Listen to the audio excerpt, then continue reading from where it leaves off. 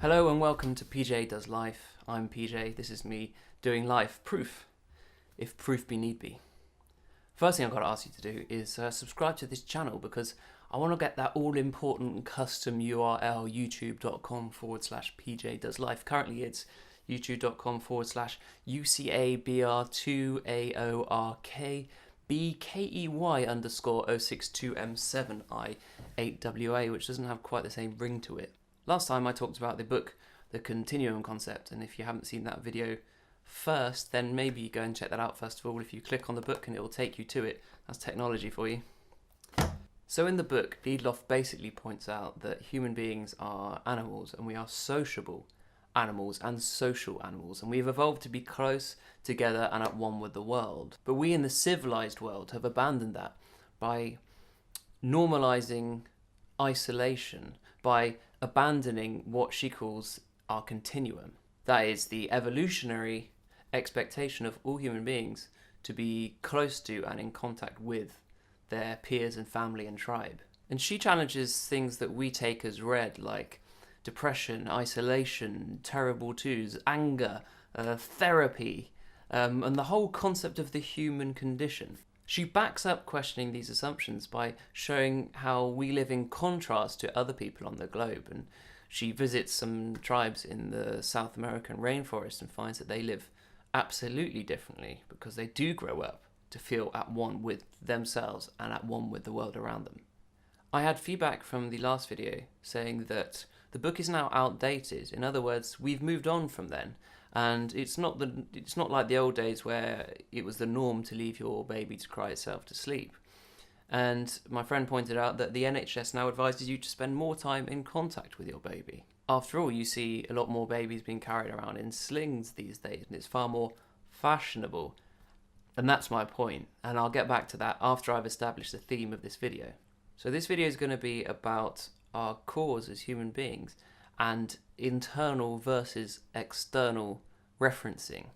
In this book, Radical Honesty, Brad Blanton describes a test that distinguishes us between being field dependent and field independent, as he calls it. And it basically goes like this.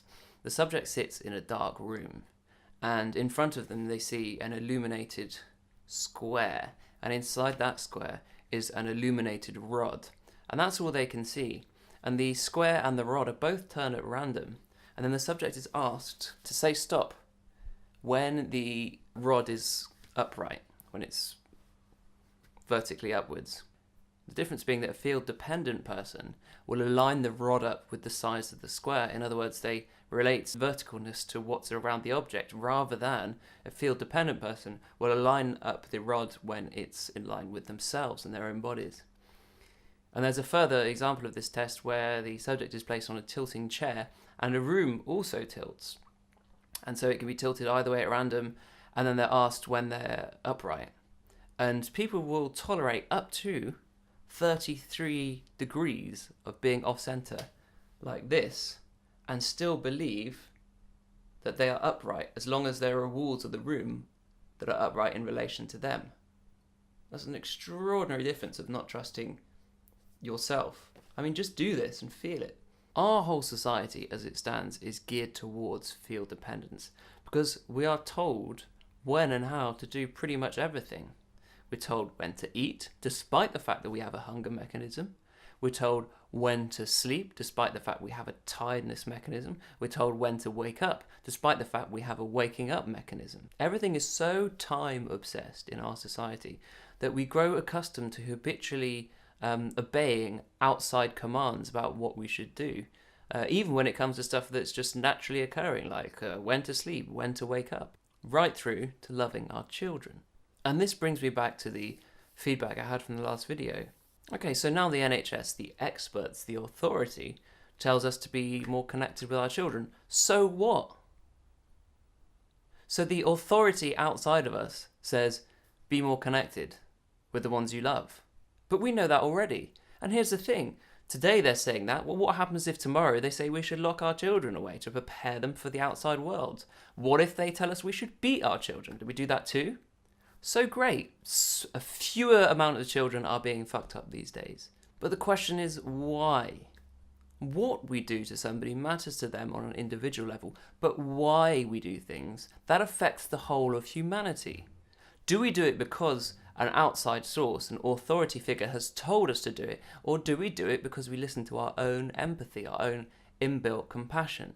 This brings me to empathy. Now, everybody is a human being and who isn't completely messed up or sociopathic or a combination of the two knows what empathy is.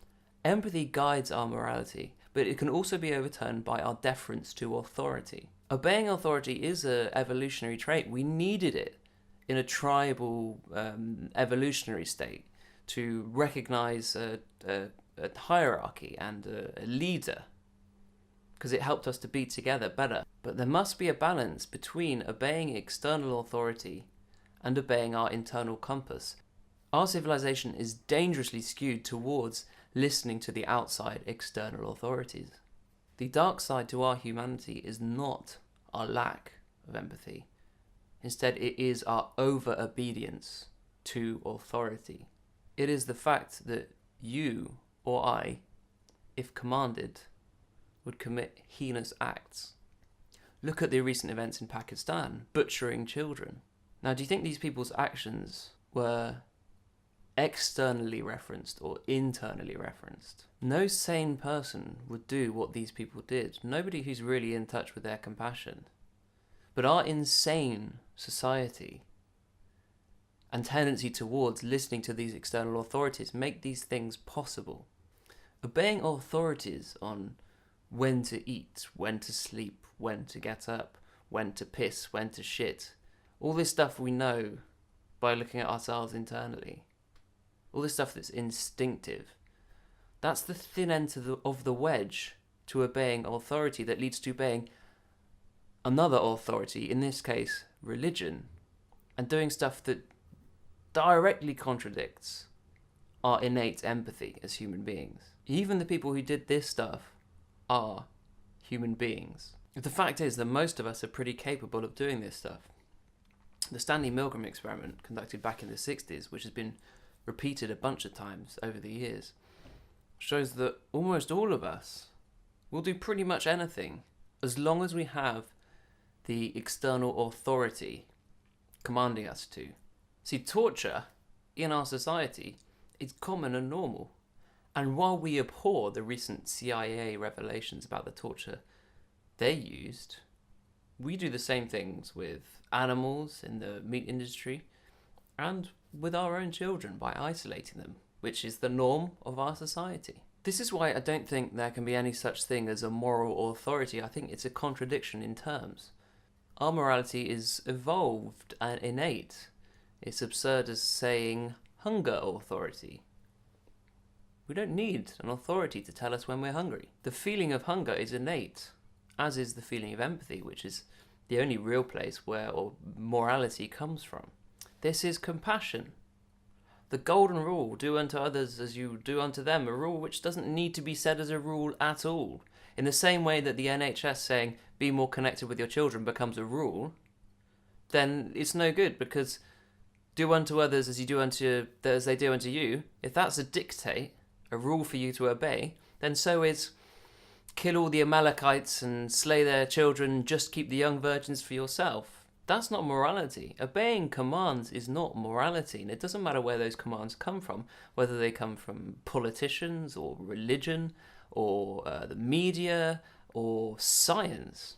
This is a big problem with science, because science is very respected at the moment, and I'm a great lover of science and all the advantages it brings us. But do we really need a scientific study to tell us to have empathy? The success of science and externally confirmed empiricism has had a huge cost. That's the cost of our relationship to ourselves. In civilization, we look to external advice for all matters, whether appropriate or not. How should I raise my child? How should I sleep? How should I eat? If we're not experts about what's going on inside of us, then what outside possibly could be? I mean, look at the current media obsession with appearance. Everybody telling us what we do and don't find attractive. What is and isn't attractive, and what is and isn't appealing to us. How can anybody tell me what's appealing to me? I know what's appealing to me. because I'm me. And we seem to always forget that we are us. See, empathy, which is natural, will never lead to sexism, racism, or any kind of prejudice. Only thoughts lead to that, ideologies, ideas, beliefs. So when should we listen to external advice on what to do? I mean, the answer to that is easy. When it's nothing related to how we've evolved, when there's nothing to do with our evolution. For example, how to ride a bike, whether to stop at a red light or not, how to write a letter, what load should I use when doing this building. All these questions are matters of culture and are not part of ancient evolution. And that's where human learning comes in. All moral authority is immoral.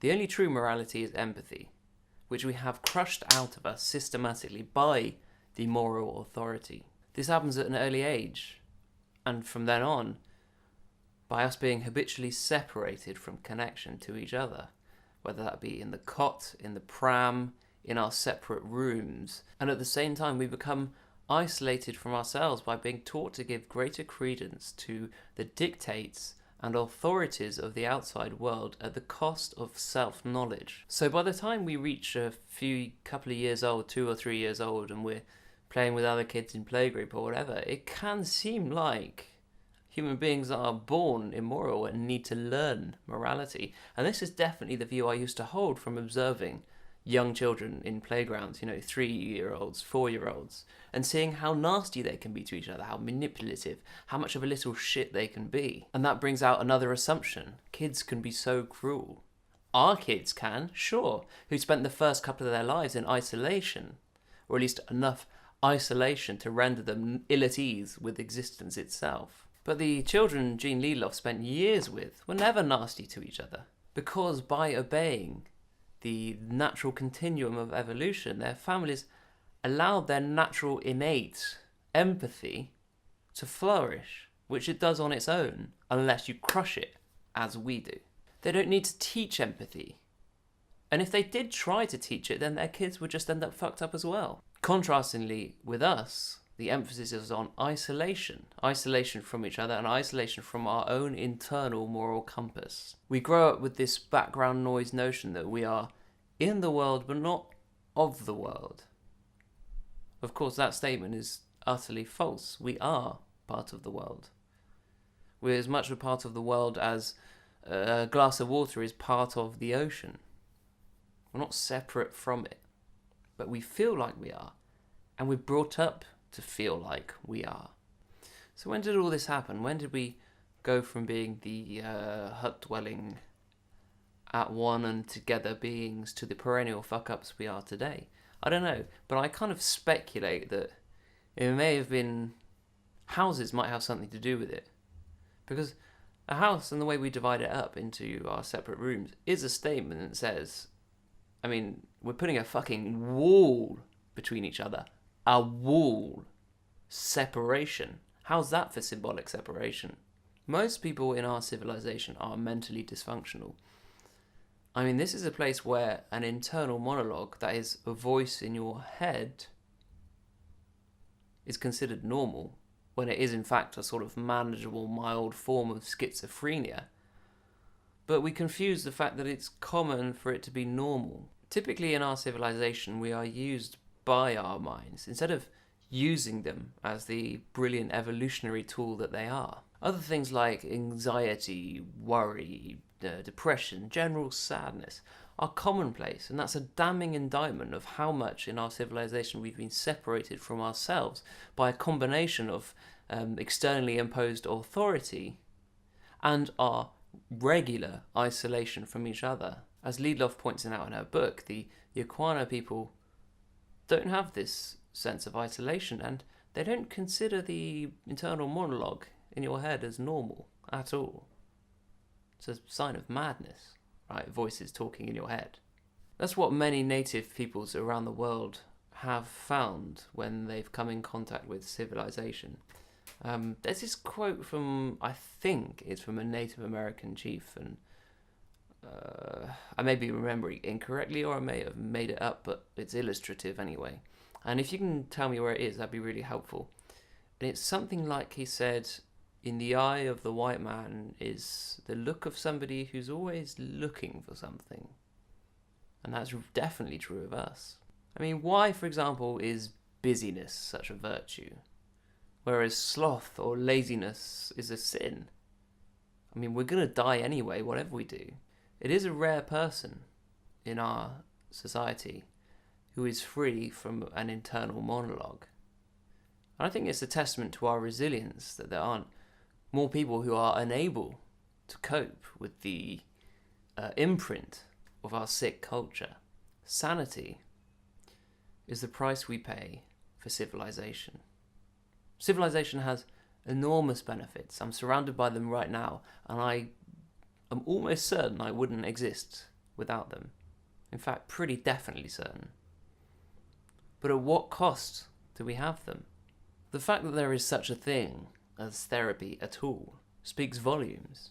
Therapy in our culture, whether that is formal therapy or just talking to somebody about something, is certainly necessary.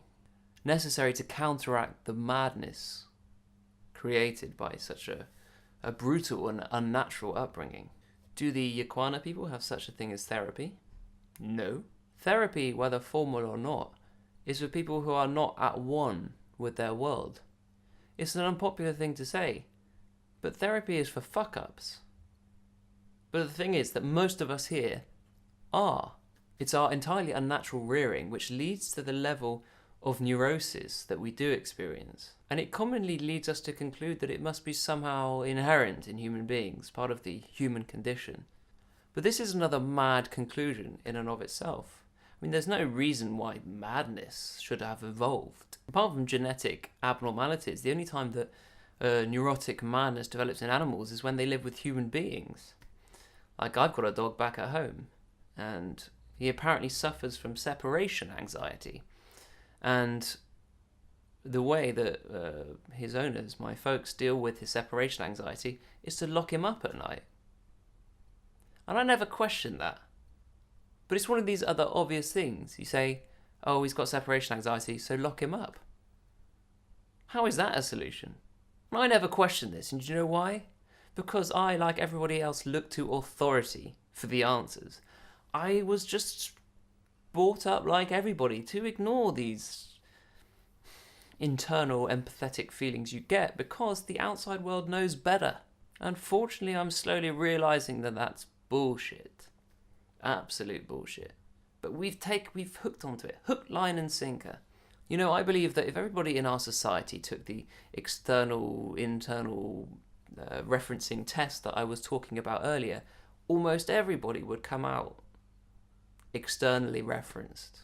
Why? Because it's exactly what we pass down. It's exactly what we hand on. I believe, even though he may not have known it, it's what Philip Larkin was getting at when he said, man hands on misery to man. It deepens like a coastal shelf. Get out as early as you can and don't have any kids yourself. We are, most of us, born without our evolutionary expectations for contact met. We are born connected and then forced apart against our evolution, and therefore against our sanity, and against any real sort of rationality or sense. The rational decision would be to follow our instincts and our innate tendencies. So as we are ripped apart from ourselves, we have to look to the external for a reference for our own existence. But the external reference is no good. It's a dumb, feeble, floundering phantom based on ideas and concepts rather than the actual reality of our own experience. It is a miserable and pathetic substitute for actual experience. If we're going to make it as human beings, we have to differentiate what is and isn't worthwhile external advice. In other words, we have to get in touch once more with our natural state and the state of our ancestors, both human and otherwise. If we were raised as nature had intended, we would have very little need for moral authorities, or any need at all. Because moral authorities are only an expression of the lost empathy that we have within. Do unto others as you would have done unto you is just an expression, it's a verbalization, it's an idea of empathy. And it no way comes near to expressing empathy as much as empathy itself does, internally. So human beings are innately sociable animals. And the tribes that Lidloff describes in her book have a culture of connection. We, on the other hand, have a culture of isolation. They would pass the internal-external referencing test with flying colours easily, internally referenced. We fail it with flying colours, externally referenced. We always look to outside. See, if humanity is like the internet, then the evolutionary continuum that we need is like the binary code. You need a full 1 and a full 0. And from that 1 and 0 binary code, you can make anything. But if either of those are fucked up, then the whole thing goes. Everything becomes fucked up. And this is the reality we're looking at now, at the moment, here. Perhaps this is what original sin and the fall is all about. We saw the effectiveness of knowledge and misapplied it to our instinct where it's completely inappropriate.